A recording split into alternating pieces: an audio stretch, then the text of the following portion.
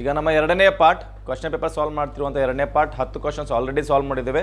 ಈಗ ಉಳಿದಿರುವಂಥ 10 question solve ಮಾಡುವ. ಈ ನವೋದಯ ಪರೀಕ್ಷೆಯಲ್ಲಿ ಮೋಸ್ಟ್ ಆಫ್ ದ ಟೈಮ್ ನಮಗೆ ಏನು ಹುಡುಕಬೇಕು ಅಂತ ಗೊತ್ತಾಯಿತು ಅಂತ ಇಟ್ಕೊಳ್ಳಿ, ಅರ್ಧ ಪ್ರಾಬ್ಲಮ್ ಸಾಲ್ವ್ ಮಾಡಿದ ಹಾಗೇನೆ. ಇನ್ ಸುಪ್ರಿಯಾಸ್ class 14 out of 25 students ride a bus to school. What percentage of the students do not ride a bus? ಸುಪ್ರಿಯಾಳ ತರಗತಿಯಲ್ಲಿ 25 ವಿದ್ಯಾರ್ಥಿಗಳ ಪೈಕಿ 14 ವಿದ್ಯಾರ್ಥಿಗಳು ಶಾಲೆಗೆ ಬಸ್ಸಿನಲ್ಲಿ ಹೋಗುತ್ತಾರೆ. ಅಂದರೆ ಬಸ್ಸಿನಲ್ಲಿ ಬರದ ವಿದ್ಯಾರ್ಥಿಗಳ ಶೇಕಡಾವಾರು ಎಷ್ಟು? टोटल स्टूडेंट्स कितने हैं? टोटल स्टूडेंट्स 25 है, right? There are total 25 students. In that 25 students,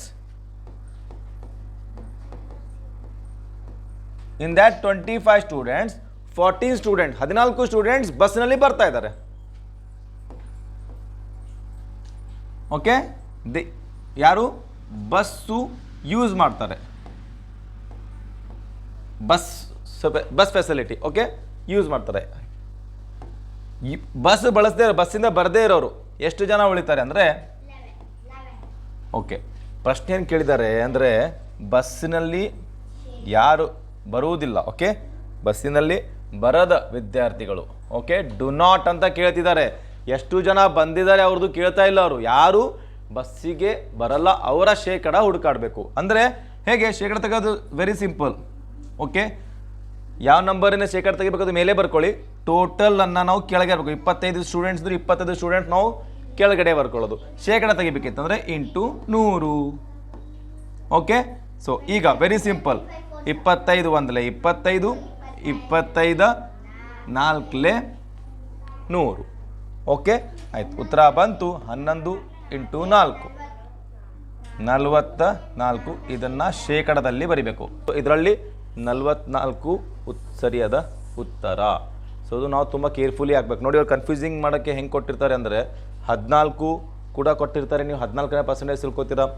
sometimes ಏನಾಗುತ್ತೆಪ್ಪ ಅಂದರೆ ಮೈನಸ್ ಮಾಡ್ತೀರಾ, 11 ಬರುತ್ತೆ ಅಂದರೆ 11% ಹಾಕಿಬಿಡ್ತೀರಾ ನಮ್ಮ ಕೃಷ್ಣ ಹಾಕಿದಾಗೆ. ಸೊ ನಾವು ಇದು ತುಂಬ ಯೋಚನೆ ಮಾಡಿ. Okay, if you think it in a correct way, students who do not ride a bus to school ಅಂತ ಗೊತ್ತಾದಾಗ ಅದರ ಶೇಕಡ ತೆಗೆದು ಈಸಿ ಆಗಿರ್ಬೇಕು ನಿಮಗೆ.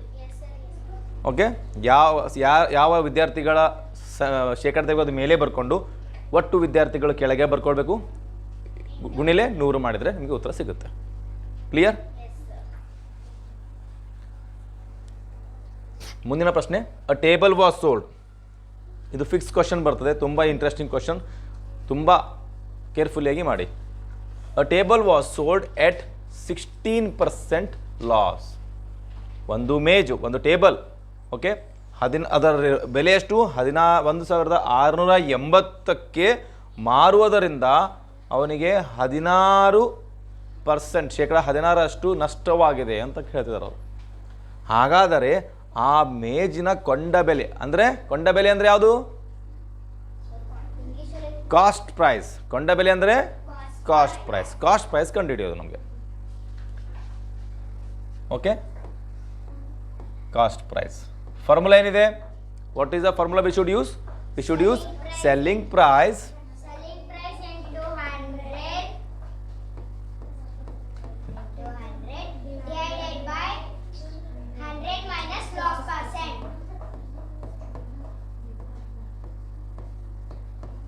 ಹೌದಾ? ಈಗ ಎಷ್ಟಿದೆ ಆ ಮೇಜಿನ ಬೆಲೆ? ಎಷ್ಟಿದೆ? 1,680. ಓಕೆ, ಗುಣಿಲೆ 100. ಈಗ 100 ಲಾಸ್ ಎಷ್ಟಾಗಿದೆ ನಮಗೆ? 16. ಓಕೆ ನೋಡಿ, ಇಲ್ಲಿ 100ರಲ್ಲಿ ಈ 16 ನಾವು ಮೈನಸ್ ಮಾಡಿದ್ರೆ ನಮ್ಗೆ ಎಷ್ಟು ಸಿಗುತ್ತೆ ಅಂದರೆ 84. ಸೊ ಈ 84 ಇಲ್ಲಿ ಕೆಳಗಡೆ ಬರಿತೇನೆ ನಾನು. ಓಕೆ, ಈಗ ಇದನ್ನು ನಾವು ಸಿಂಪ್ಲಿಫೈ ಮಾಡ್ತಿರ್ಬೇಕಾದ್ರೆ ಕ್ಯಾನ್ಸಲೇಷನ್ ಮಾಡೋಣ. ಯಾವ್ದು ನಂಬರಿಗೆ ಅದು ಮಾಡೋದು, 2 ಈವನ್ ಇದೆ, ಬಟ್ ಯಾವ್ದು ನಿಮಗೆ ಈಸಿಯಾಗಿ ಆಗುತ್ತೆ ಅದನ್ನು ಮಾಡಿ ನೋಡುವ. ಓಕೆ, ಹೆನ್ಸ್ ಇಲ್ಲಿ 80 ಈ 2 ಲಾಸ್ಟಿನ 2 ಡಿಜಿಟ್ 4ಅಲ್ಲಿ ಕೂಡ ಹೋಗ್ತವೆ. ಇದನ್ನು ಟ್ರೈ ಮಾಡಿ ನೋಡೋಣ. ಓಕೆ, 8 4ರ ಮಗ್ಗಿಂದ ಮಾಡೋಣ. ಫಸ್ಟ್ ಅದು 8 ಟೇಬಲಿಂದ ಮಾಡ್ಕೋಬೋದು ನಾವು. 8 ಟೇಬಲಲ್ಲಿ ಬರುತ್ತಾ? 8 ಟೇಬಲ್ ಬರಲ್ಲ, 4ಇಂದ ಮಾಡೋಣ.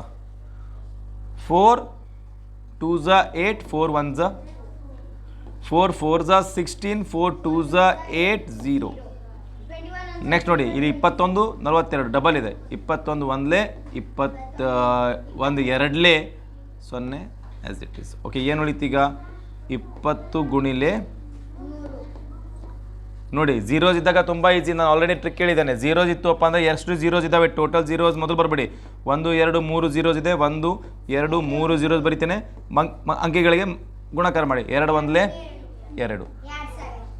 ಸೊ ಅವನಿಗೆ ಆಗಿರುವಂತಹ ಲಾಸ್ ಎಷ್ಟು ಅಂದರೆ ಅವನು ಕೊಂಡ ಬೆಲೆ ಎಷ್ಟಿತ್ತು ಅಂದರೆ ಅವನ ಕೊಂಡ ಬೆಲೆಯಲ್ಲಿ 2,000 ಇತ್ತು. ಆ 2,000 ಇರುವಂಥ ಮೇಜನ್ನು ಅವನು 1,680ಕ್ಕೆ ಮಾರ್ತಾನೆ. ಅದಕ್ಕೆ ಅವನಿಗೆ 16% ಲಾಸ್ ಆಗುತ್ತೆ. ಸೊ ನಮ್ಮ ಸರಿಯಾದ ಉತ್ತರ ಇಲ್ಲಿ ಯಾವ್ದು ಬರುತ್ತೆ ಅಂದರೆ 2,000 ನಮ್ಮ ಸರಿಯಾದ ಉತ್ತರ. ಕರೆಕ್ಟಾ? ಎಲ್ರಿಗೂ ಅರ್ಥ ಆಯ್ತಾ? Okay.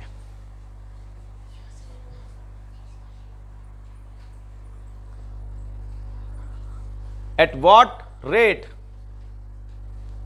percent per annum a sum of 1,200 will become 1,560 in 5 years at what simple मतलब at simple interest of.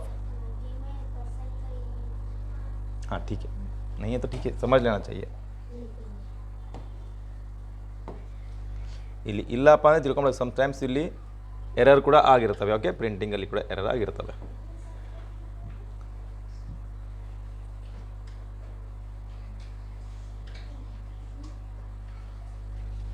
ರೂಪಾಯಿ 1,200 5 ವರ್ಷಗಳಲ್ಲಿ ಒಂದು ನಿರ್ದಿಷ್ಟ ವಾರ್ಷಿಕ ಬಡ್ಡಿ ದರಗಳಲ್ಲಿ 1,560 ರೂಪಾಯಿ ಮೊತ್ತವಾದರೆ ಬಡ್ಡಿಯ ದರ ಕಂಡುಹಿಡಿಯಿರಿ. ನೋಡಿ ಫಸ್ಟ್ ಏನು ತಿಳಿಸ್ತೇನೆ ನಿಮಗೆ. 1,200 ರೂಪಾಯಿ ಇತ್ತು. ಅದಕ್ಕೆ ಎಷ್ಟೋ ಸಿಂಪಲ್ ಇಂಟ್ರೆಸ್ಟ್ ಹಾಕಿದ್ದೇವೆ ನಾವು, ಎಷ್ಟೋ ಬಡ್ಡಿ ಹಾಕಿದ್ದೇವೆ. ಆ ಬಡ್ಡಿ 5 ವರ್ಷದಲ್ಲಿ ಇಷ್ಟು ಅಮೌಂಟ್ ಆಗಬೇಕು. ಎಷ್ಟು ಅಂದರೆ 1,560 ಅಮೌಂಟ್ ಆಗಬೇಕು. ಆದರೆ ಇಷ್ಟು ಆಗಬೇಕು 5 ವರ್ಷದಂದರೆ ನಮಗೆ ಎಷ್ಟು ಬಡ್ಡಿ ಅಂದರೆ ಎಷ್ಟು ನಮಗೆ ಸಿಂಪಲ್ ಇಂಟ್ರೆಸ್ಟ್ ಚಾರ್ಜ್ ಮಾಡಬೇಕು. ಓಕೆ, ಬಡ್ಡಿ ಎಷ್ಟಾಗಿರುತ್ತೆ ಅಂತ ಕಂಡಿಡಬೇಕು. ಸೊ ನಮ್ಮ ಫಾರ್ಮುಲಾ ನಿಮ್ಗೆ ಎಲ್ರಿಗೂ ಗೊತ್ತಿದೆಯಲ್ಲ. ಫಸ್ಟ್ ನಮಗೆ ಅಮೌಂಟ್ ಎಷ್ಟಾಗಿದೆ ಅಂದರೆ ಇಂಟ್ರೆಸ್ಟ್ ಎಷ್ಟು ಆ್ಯಡ್ ಆಗಿದೆ ನೋಡೋಣ. 5 ವರ್ಷದಲ್ಲಿ ಬಡ್ಡಿ ಇದೆರಡಕ್ಕೂ ಎಷ್ಟು ಆಗಿದೆ ಫಸ್ಟ್ ಡಿಫ್ರೆನ್ಸ್ ಕಂಡಿಡೋಣ.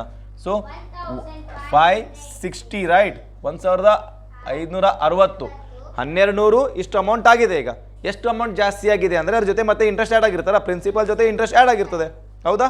ಸೊ ಅದನ್ನು ನಾವು ಫಸ್ಟ್ ಕಂಡುಹಿಡಿಯೋಣ. ಎಷ್ಟಾಗಿದೆ ಅಂದರೆ ಇಲ್ಲಿ ಮೈನಸ್ ಮಾಡಿ ನೋಡಿದಾಗ ಓಕೆ. ಸೊ ನಮ್ಮ ಓಕೆ ಇಲ್ಲಿ ಝೀರೋನೇ ಬರ್ಬಿಡ್ತಾನೆ.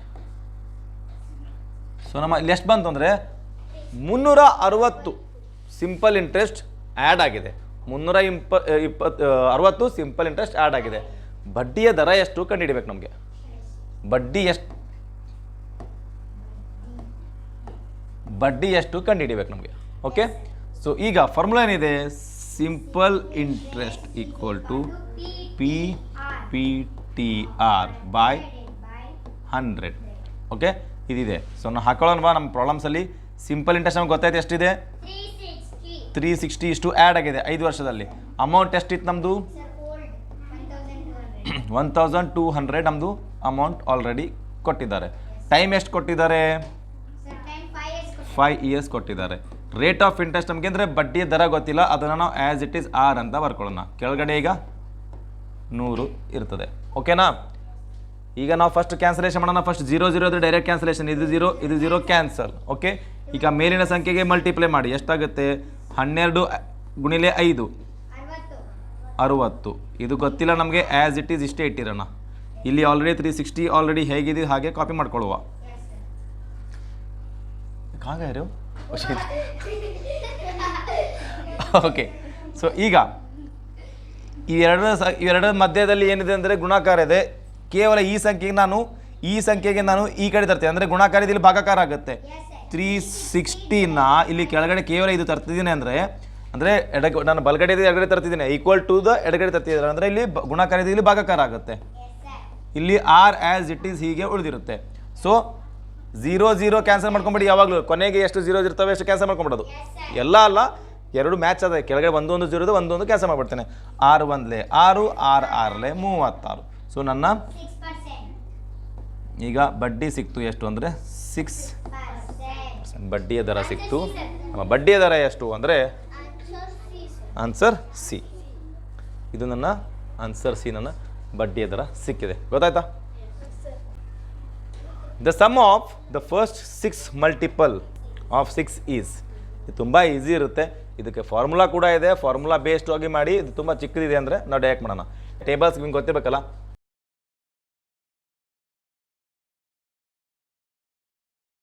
ಬಸ್ ಇಷ್ಟೇ. ಪ್ಲಸ್ ಮಾಡ್ತಾ ಹೋಗೋಣವಾ? 18 + 18 36. ಇಲ್ಲಿಗೆ 18 ಆಯ್ತಾ? ಇಲ್ಲಿಗೆ 36 ಆಯ್ತಾ? 36 + 24 40, 60, 60 + 30 90, 90 126 126. ಆನ್ಸರ್ ಡಿ ನಮಗೆ ಇಲ್ಲಿ ಸಿಕ್ತು. ಕ್ಲಿಯರ್? ಯಾರಿಗಾದ್ರೂ ಏನಾದ್ರು ಡೌಟ್ ಇಲ್ಲಲ್ಲ? What is the correct for all the number? ಯಾವುದಿದೆ? ಇಲ್ಲಿ ನೋಡಿ, 17, 19, 23 ಈ ಸಂಖ್ಯೆಗಳ ಸಂಬಂಧಪಟ್ಟಂತೆ ಈ ಕೆಳಗಿನಗಳಲ್ಲಿ ಯಾವುದು ಸರಿಯಾಗಿ ಇದೆ? ಈ ಸಂಖ್ಯೆಗಳು ನಿಮ್ಗೆ ಯಾವುದು ಅಂತ ಗೊತ್ತಿದ್ರೆ ನಿಮ್ಗೆ ಐಡಿಯಾ ಸಿಗ್ತದೆ. ಓಕೆ, ಎಲ್ಲರಿಗೂ ನಮ್ಮ ಪ್ರೈಮ್ ನಂಬರ್ಸ್ ಗೊತ್ತಿರಬೇಕಲ್ಲ. ಪ್ರೈಮ್ ನಂಬರ್ಸ್ ನಿಮ್ಗೆ ಗೊತ್ತಿಲ್ಲ? ನಮ್ಮ ಅವಿಭಾಜ್ಯ ಸಂಖ್ಯೆಗಳು ನಿಮ್ಗೆಲ್ಲರಿಗೂ ಗೊತ್ತಿರಬೇಕಲ್ಲ. ಪ್ರೈಮ್ ನಂಬರ್ಸ್ ಗೊತ್ತಾ? ಅವಿಭಾಜ್ಯ ಸಂಖ್ಯೆಗಳು ಗೊತ್ತಾಗ್ಬಿಡುತ್ತೆ. 17 ಕೂಡ ಅವಿಭಾಜ್ಯ ಸಂಖ್ಯೆ, 19 ಕೂಡ ಅವಿಭಾಜ್ಯ ಸಂಖ್ಯೆ, 23 ಕೂಡ ಅವಿಭಾಜ್ಯ ಸಂಖ್ಯೆ. ಇವೆಲ್ಲವೂ ಸಮವಾದ ಸಂಖ್ಯೆಗಳು. ಡೆಫಿನೆಟ್ಲಿ ಸಮವಾದ ಸಂಖ್ಯೆಗಳಲ್ಲ. ಯಾಕಂದ್ರೆ ಸಮವಾದ ಸಂಖ್ಯೆಗಳು ಅಷ್ಟು ಕೊನೆಗೆ 2, 4, 6, 8, 0 ಬರಬೇಕು. ಇವು ಸಮವಾದ ಸಂಖ್ಯೆಗಳು ಅಲ್ಲ.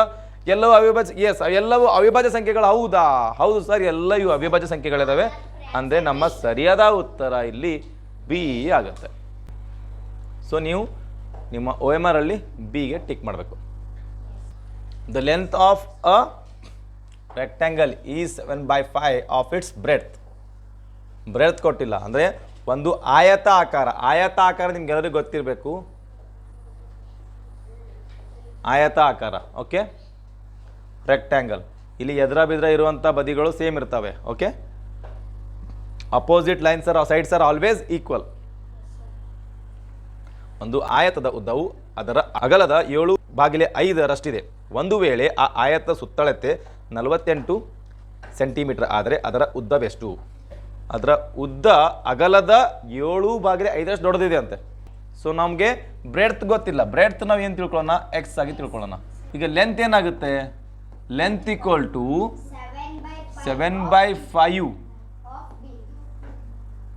Of B. ಅಗಲಕ್ಕೆ ನಾವು 7/5 ಮಾಡಿದ್ರೆ ನಮಗೆ ಉದ್ದ ಸಿಗುತ್ತೆ.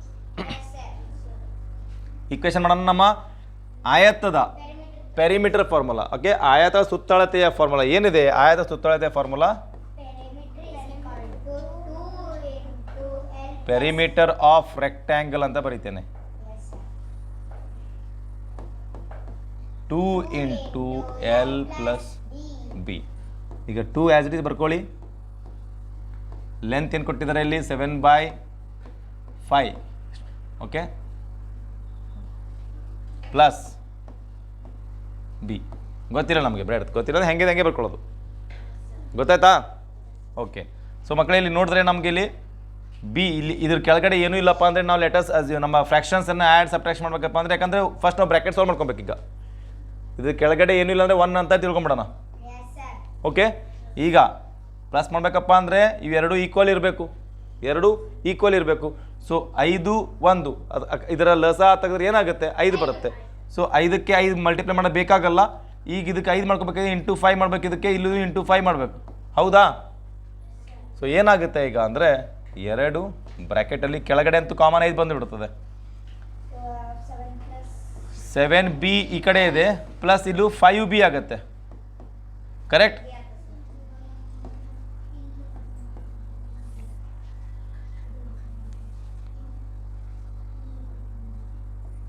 ಪೆರಿಮೀಟರ್ ಆಲ್ರೆಡಿ 48 ಕೊಟ್ಟಿದ್ದಾರೆ. 48 ಅಂತ ಇಲ್ಲಿ ಬರ್ಕೊಂಡ್ಬಿಡ್ಬೇಕಾಯ್ತಾ? 2ಕ್ಕೆ ಪ್ಲಸ್ ಮಾಡಿ ಎಷ್ಟಾಯಿತು? 12b ಆಯಿತಾ? ಕೆಳಗಡೆ 5 ಇದೆ. ಓಕೆ, ಈಗ ನೆಕ್ಸ್ಟ್ ಏನು ಮಾಡೋದಪ್ಪ ಅಂದರೆ ಈ 5 ಡಿವಿಷನಲ್ಲಿ ಇದೆ. ಇದು ಈ ಕಡೆ ತೊಗೊಂಬರೋಣ. ಕೇವಲ 5 ಡಿವಿಷನಲ್ಲಿ ಇದೆ. ಇಲ್ಲಿ 48 × 5 ಮಾಡಿ ಇಲ್ಲಿ ಏನು ಉಳಿತದೆ? 2 ಉಳಿತದೆ ಮತ್ತು 12b ಉಳಿತದೆ. ಆ್ಯಸ್ ಇಟ್ ಈಸ್ ಬರೆಯುವ. ಈಗ 2ಗೂ ಗುಣಾಕಾರ ಮಾಡಿ ಎಷ್ಟಾಗುತ್ತೆ?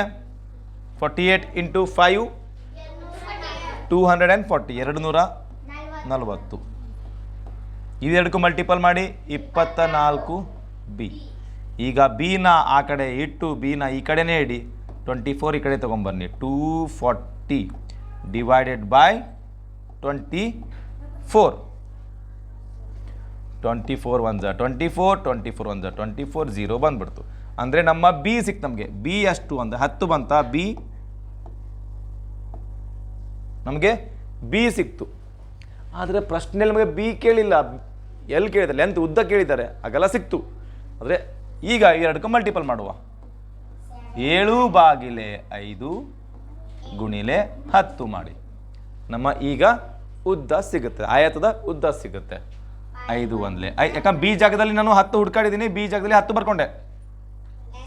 5 1 5, 5 2 10. ಈಗ 7 7 2 ಸೊ ನಮ್ಮ ಸರಿಯಾದ ಉತ್ತರ 14 ಸೆಂಟಿಮೀಟರ್.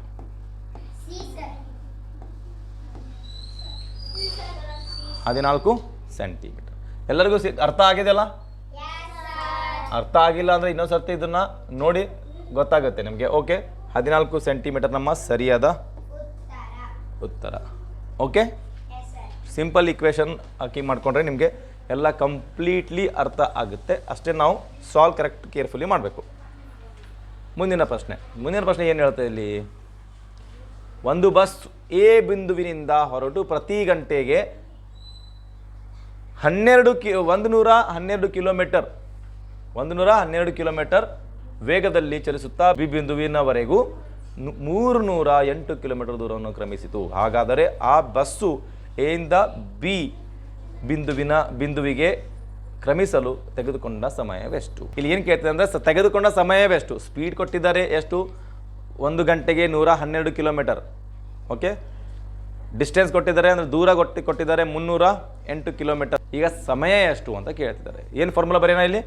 ಡಿಸ್ಟೆನ್ಸ್, ನಮಗೆ ಟೈಮ್ ಕಂಡುಹಿಡಿಬೇಕು. ಅದಕ್ಕೆ ಡಿಸ್ಟೆನ್ಸ್ ಟೈಮ್ ಕಂಡುಹಿಡಬೇಕಿತ್ತಂದರೆ ಡಿಸ್ಟೆನ್ಸ್ ಡಿವೈಡೆಡ್ ಬೈ, ಅಂದರೆ ಸಮಯ ತೆಗೆದುಕೊಂಡ ಸಮಯಕ್ಕೆ distance divided by speed. Okay, distance ಎಷ್ಟಿದೆ? 308. ಸ್ಪೀಡ್ ಎಷ್ಟು ಬಂದಿದೆ? 112.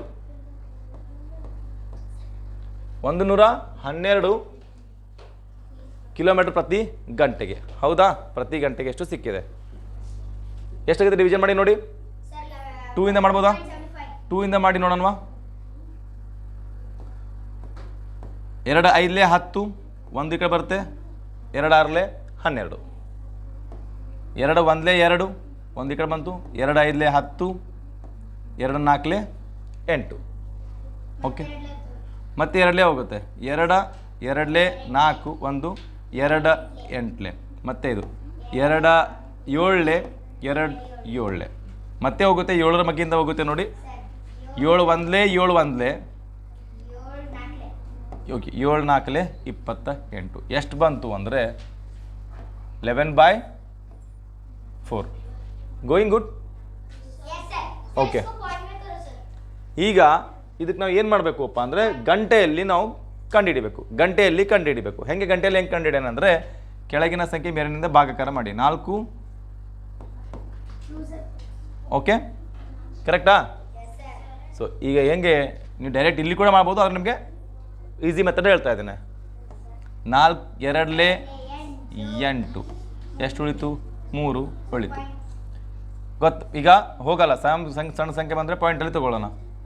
0 2 4 4 7 28, 2 ಉಳಿತದೆ, ಮತ್ತೆ ಒಂದು 0 ಹಾಕ್ಕೊಳ್ಳಿ, 5 20. ನೋಡಿ ಮಕ್ಕಳೇ, ಈ ಉತ್ತರ ಎಷ್ಟು ಬಂತು ಅಂದರೆ ಇಲ್ಲಿ 2.75 ಬಂದಿದೆ. ಆದರೆ ಇದೇ ಉತ್ತರ ಆಗಲ್ಲ. ಪಾಯಿಂಟ್ ಈಚೆ ಬಂದಿದ್ದು ಗಂಟೆ ಅಂತ ತಿಳ್ಕೊಂಬೇಡಿ. ಈಗ 2 ಗಂಟೆ ಸಿಕ್ತು ನಮಗೆ, 2 ಗಂಟೆ ಸಿಕ್ತು. ಈಗ ಇನ್ನೊಂದು ಏನು ಉಳಿದಿದೆ ಅಂದರೆ 0.75 ಉಳಿದಿದೆ. ಇದಕ್ಕೆ ನಾವು ನಿಮಿಷದಲ್ಲಿ ಕನ್ವರ್ಟ್ ಮಾಡ್ಕೊಬೇಕೀಗ. ಇದಕ್ಕೆ ನಿಮಿಷದಲ್ಲಿ ಕನ್ವರ್ಟ್ ಮಾಡ್ಕೋಬೇಕಿತ್ತು ಅಂದರೆ 0.75ಗೆ ಇಂಟು 60 ಮಾಡ್ಬೇಕು ನಾವೀಗ. ಇದಕ್ಕೆ 60 ಆಗಿ ಕನ್ವರ್ಟ್ ಮಾಡ್ಕೊಬೇಕು. ನೆನ್ಪಿಟ್ಕೊಳ್ಳಿ. ಈಗ ಇದು ಪಾಯಿಂಟನ್ನು ಮರ್ತ್ಬಿಡಿ. ಲಾಸ್ಟ್ಗೆ ಹೇಳ್ತೀನಿ ನಿಮ್ಗೆ ಏನು ಮಾಡ್ಬೇಕಂತ. ಈಗ ಡೈರೆಕ್ಟ್ ನಾವು ಇದನ್ನು ಮಲ್ಟಿಪ್ಲೈ ಮಾಡುವ. ಮೊದಲಂತೂ 0 0 ಬಂತಾ? 0 0 45 ಬರ್ತದೆ ಸರ್. ಎಷ್ಟು ಬರುತ್ತೆ ಈಗ? 6 5 30 6 5 30 45 ಹೆಂಗೆ ಬರುತ್ತೆ? ಹಾಂ ಓಕೆ. ಹಾಂ ಸರ್ 30 ಬರ್ತದೆ ಸರ್. 30 3 ಕ್ಯಾರಿ. 30 ಬಂತು. ಓಕೆ, ನೆಕ್ಸ್ಟು 6 7 42 42 3 45 ಬಂತು. ಈಗ ಟೋಟಲ್ ಮಾಡಿ 4 5 0 0. ಓಕೆ, ಇಷ್ಟು ಬಂತು ಮಕ್ಕಳೇ. ಈಗ ಏನು ಮಾಡಬೇಕಪ್ಪ ಅಂದರೆ ನಮ್ಮ ಪಾಯಿಂಟ್ ನೋಡಿ, ಎಷ್ಟು ಪಾಯಿಂಟ್ ಆದಮೇಲೆ ಎಷ್ಟು ಡಿಜಿಟ್ಸ್ ಇತ್ತು ಇಲ್ಲಿ? 2 ಡಿಜಿಟ್. ಸೊ ಇಲ್ಲಿ ಕೂಡ 2 ಡಿಜಿಟ್ ಆದಮೇಲೆ ಇಲ್ಲಿ ಪಾಯಿಂಟ್ ಇಡಿ. ಎಷ್ಟು ಬಂತು? 45. ಸೊ ನಮ್ಮ ಇದು 45 ಏನು ಅಂದರೆ ನಿಮಿಷ. ಸೊ ನಿಮಿಷ ಸಿಕ್ತಾ? ಸೊ ಅಂದರೆ ನಮ್ದು ಎಷ್ಟಾಯ್ತು ಟೋಟಲ್ ಈಗ? 2 ಗಂಟೆ 45 ನಿಮಿಷ. ಸೊ ಇಲ್ಲಿ ಉತ್ತರ ಯಾವುದು ಅಪ್ಪ ಅಂದರೆ ನಮ್ಮ ಸರಿಯಾದ ಉತ್ತರ ಆನ್ಸರ್ ಬಿ. ಓಕೆ, ಏನು ಡೆಸಿಮಲಲ್ಲಿ ಬಂದಿದೆ, ಈ ಡೆಸಿಮಲಲ್ಲಿ ಬಂದಿರೋದನ್ನು ನಾವು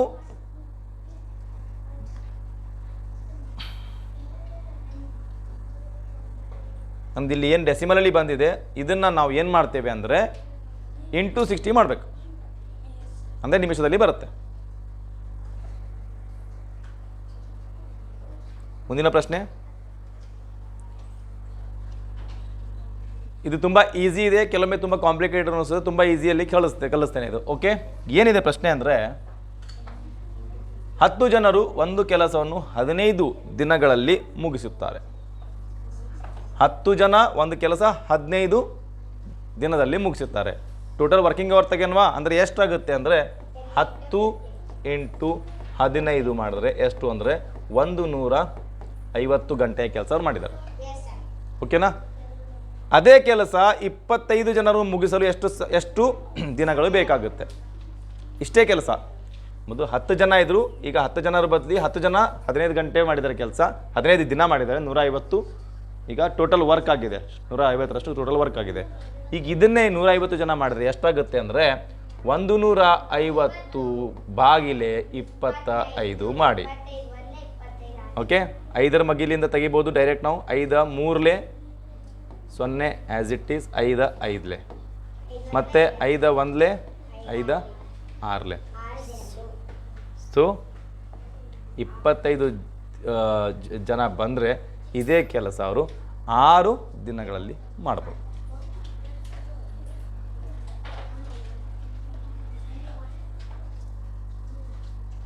ಓಕೆನಾ? ಕ್ಲಿಯರ್? ಮತ್ತು ಇನ್ನೂ ಸ್ವಲ್ಪ ಯೋಚನೆ ಮಾಡಿ ನೋಡುವ. ಈಗ ಪ್ರಶ್ನೆಯಲ್ಲಿ ಏನು ಕೊಟ್ಟಿದ್ದಾರೆ ಸ್ವಲ್ಪ ಯೋಚನೆ ಮಾಡಿ ನೋಡಿ. ಇದ್ರದ್ದು ಒಂದು ಸಿಂಪಲ್ ಈಸಿ ಟೆಕ್ನಿಕ್ ಹೇಳ್ತೇನೆ. 10 ಜನ ಮಾಡಿದರೆ 15 ದಿನದೊಳಗೂ ಕೆಲಸ, 10 ಜನ 15 ದಿನದವರೆಗೂ ಕೆಲಸ ಮಾಡಿದ್ದಾರೆ. ಈಗ 10 ಜನ ಬದಲಿ 25 ಜನ ಮಾಡಿದರು ಅಂತ ಇಟ್ಕೊಳ್ಳಿ. 10 ಜನರ ಬದಲಿ 25 ಜನ ಮಾಡಿದ್ರೆ ಡೆಫಿನೆಟ್ಲಿ ಈಗ ದಿನಗಳು ಕಡಿಮೆ ಆಗಬೇಕು, ಜಲ್ದಿ ಕೆಲಸ ಬೇಗ ಮುಗೀತದಲ್ಲ. ಅರ್ಥ ಆಯ್ತಾ? ಅಂದರೆ ನಮಗೆ ಉತ್ತರ ಈಗ 15ಕ್ಕಿಂತ ಕೆಳಗಿಂದೇ ಬೇಕೇ ಬೇಕು. ಆಪ್ಷನಲ್ಲಿ ನೋಡಿ 12 ಇದೆ, 6 ಇದೆ, ಈ 2ರಲ್ಲಿಂದ ಒಂದೇ ಉತ್ತರ ಆಗಬೇಕು ನಮಗೆ. ಸೊ ಈ ಥರ ಸ್ವಲ್ಪ ಯೋಚನೆ ಮಾಡಿ ಸರಿಯಾಗಿ ಈ ಥರ ಕ್ಯಾಲ್ಕುಲೇಷನ್ ಮಾಡಿದ್ರೆ ನಿಮಗೆ ಉತ್ತರ ಸಿಗುತ್ತೆ. ಓಕೆ, 6 ನಮ್ಮ ಸರಿಯಾದ ಉತ್ತರ. ಮುಂದಿನ ಪ್ರಶ್ನೆ 59ನೇ ಪ್ರಶ್ನೆ. ಇದು ಪ್ರಶ್ನೆ ಸ್ವಲ್ಪ ಕಾಂಪ್ಲಿಕೇಟೆಡ್ ಅನಿಸುತ್ತೆ, ಬಟ್ ವೆರಿ ವೆರಿ ಈಸಿ. ಇಂಗ್ಲೀಷಲ್ಲಿ ಫಸ್ಟ್ ಓದಿ ತೋರಿಸ್ತೇನೆ. A tub can hold 4 times as much water as in a bucket. ಅಂದರೆ ಒಂದು ಬಕೆಟ್ಗಿಂತಲೂ ಆ ಟಬ್ 4ರಷ್ಟು ಜಾಸ್ತಿ ಇರುತ್ತೆ. ಅಂದರೆ ಬಕೆಟ್ ನಮಗೆ ಗೊತ್ತಿಲ್ಲ, ಎಕ್ಸ್ ಅಂತ ಇಟ್ಕೊಳ್ಳೋಣ. ಓಕೆ, ಸೇಮ್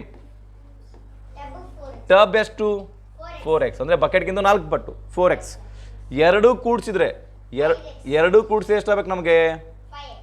ಅಲ್ಲಲ್ಲ, 2 ಕೂಡಿಸಿದ್ರೆ 3500 ml 3500 ml ಅಷ್ಟು ನೀರು, ಒಂದು ನೀರನ್ನು ಕೆಪಾಸಿಟಿರಲ್ಲಿರುವಂಥ ಒಂದು ಟಬ್ ಇದೆ. ಓಕೆ, ಸೊ ಟೋಟಲ್ ಎಷ್ಟಾಗಬೇಕಪ್ಪ? 3500 ಲೀಟ್ರ್ ಆಗಬೇಕು. ಸೊ ಮಾಡೋಣವಾ? ಸೊ 2 ಕೂಡಿಸಿ ನೋಡೋಣ. x plus 4x = 3500. Okay, 1x plus 4x. Huh? 1x plus 4x. Next 5x. 5x. 3500. ಈಗ ಈ ಎರಡು ಗುಣಾಕಾರದಲ್ಲಿ ರಿಲೇಷನ್ ಇದೆ, ಈ ಕಡೆ ತಗೊಂಡು ಹೋಗುವ. x equal to 3500 divided by 5. Okay 5 1 5, 5 7 35, 0. So x equal to 700. ಇದು ಎಮ್ ಎಲ್ ಅಲ್ಲಿ ಬರ್ಕೊಂಬಿಡಿ. Okay 700. Answer A. M L ಅಂದರೆ ಮಿಲಿ ಲೀಟರ್, 700 ಮಿಲಿ ಲೀಟರ್. ಒಂದು ಬಕೆಟ್ನಲ್ಲಿ ಎಷ್ಟು ನೀರು ಹಿಡಿತದೆ ಅಂದರೆ, ಬಕೆಟ್ ಕಿಡಿದಾರೆ ಅವರು, what is the capacity of a bucket. Okay, ಒಂದು ಬಕೆಟ್ನ ಸಾಮರ್ಥ್ಯ ಎಷ್ಟು ಅಂದರೆ 700 ml. ಗೊತ್ತಾಯ್ತಾ? ಶುಭಮ್,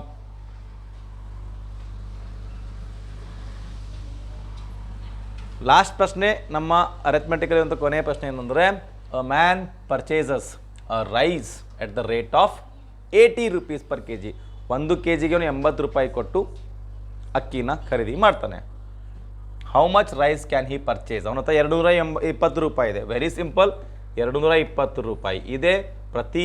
ಪ್ರತಿ ಕೆ ಜಿಗೆ 80 ರೂಪಾಯಿ. ಎರಡನ್ನು ಭಾಗಾಕಾರ ಮಾಡಿ ಎಷ್ಟು? 10 ಕ್ಯಾನ್ಸಲ್ ಆಗುತ್ತೆ. 2 4 2 1 2 1 ಎಷ್ಟಾಗಿತ್ತು ಈಗ? 11/4 ಬಂತಾ? 11/4 ಬಂತಾ? ಈಗ ಪಾಯಿಂಟಲ್ಲಿ ಬರ್ತದೆ ಸೇಮ್. ಮತ್ತೆ ನೋಡಿ, ಇದಕ್ಕೆ ಡಿವಿಷನ್ ಮಾಡ್ಕೊಂಡು ನೋಡ್ಕೊಳ್ಳೋಣ. ನೋಡ್ಕೊಳ್ಳೋಣವಾ? 2.75 sir. ಸೇಮ್ ಇದ್ರ ಥರನೇ ಮತ್ತೊಂದು ಪ್ರಾಬ್ಲಮ್ ಆಲ್ರೆಡಿ ಬಂದಿತ್ತು. ಓಕೆ 4 4 2 8 3 ಉಳಿತದೆ. ಪಾಯಿಂಟ್ ತಗೊಳ್ಳೋಣ, 0 ಬರುತ್ತೆ. 4 5 ಎಷ್ಟಾಗುತ್ತೆ? 4 6 ಬರುತ್ತಾ? ಎಷ್ಟು ಬರುತ್ತೆ? 4 7 7 ಬರುತ್ತೆ. ಓಕೆ 4 7 28 ಎಷ್ಟಾಯಿತು? 2 ಉಳಿತು. ಮತ್ತೆ ಒಂದು 0 ತಗೊಳ್ಳೋಣ. 4 5 20. ಸೊ ನಮ್ಮ ಉತ್ತರ ಎಷ್ಟು ಬಂತು ಅಂದರೆ 2.75. ಅವನು 2 kg 750 ಗ್ರಾಮ್ ಪರ್ಚೇಸ್ ಮಾಡ್ಬೋದು. 2 kg 700 0 ಇಟ್ಕೊಬೋದು. ಅಲ್ಲ 0 ಅಲ್ಲಿ ಪ್ರಶ್ನೆಯಲ್ಲಿಂದ 0 ಬಂತು ಇಟ್ಕೊಳ್ಳಿ. ಇಲ್ಲಿ ಕೊಟ್ಟರು ಅಷ್ಟೇ, ಕೊಡದೇ ಇದ್ರು ಅಷ್ಟೇ. ನಮಗೆ 2.75 ಇರೋದಷ್ಟೇ ಮಾತ್ರ ಹುಡುಕಬೇಕು.